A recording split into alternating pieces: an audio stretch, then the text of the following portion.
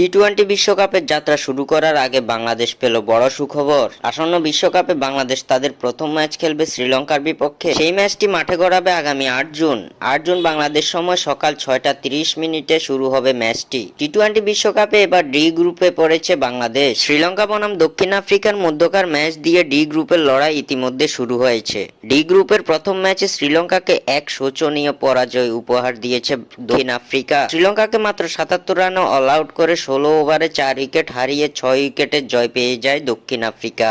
শ্রীলঙ্কার হারের কারণে শেষ ৮-এ যাওয়ার রাস্তাটা বাংলাদেশের জন্য কিছুটা সহজ হয়ে গেল। টি-টোয়েন্টি বিশ্বকাপের এবারের আসর থেকে প্রত্যেক গ্রুপ থেকে দুটি করে দল খেলবে সুপার 8-এ। গ্রুপ পর্বের সব ম্যাচ শেষে ডি গ্রুপের প্রথম ও দ্বিতীয় দল খেলবে শেষ 8-এ। বর্তমানে প্রথম ম্যাচ খেলা দুই দল আছে প্রথম ও দ্বিতীয় স্থানে অবস্থান করছে জয়ী দল দক্ষিণ আফ্রিকা। দ্বিতীয় স্থানে আছে শ্রীলঙ্কা। লো স্কোর করে পরাজয়ের কারণে লঙ্কানরা নেট রান রেটও হারিয়েছে। নিজেদের দ্বিতীয় ম্যাচে শ্রীলঙ্কা যদি বাংলাদেশের কাছে পরাজিত হয় তাহলে পয়েন্ট টেবিলে শীর্ষে উঠে যাবে টাইগাররা। জয়ের পর পয়েন্ট টেবিলের শীর্ষে না উঠলেও শ্রীলঙ্কার হার টাইগারদের সামনের পথটা মসৃণ করে দিবে যদি বাংলাদেশ নেপাল ও নেদারল্যান্ডসের বিপক্ষে জয় তুলে নিতে পারে। বাংলাদেশের বিপক্ষে হারলেও শ্রীলঙ্কার জন্য পরের ধাপে যাওয়াটা কঠিন হয়ে পড়বে এবং বাংলাদেশের রাস্তাটা হবে মসৃণ।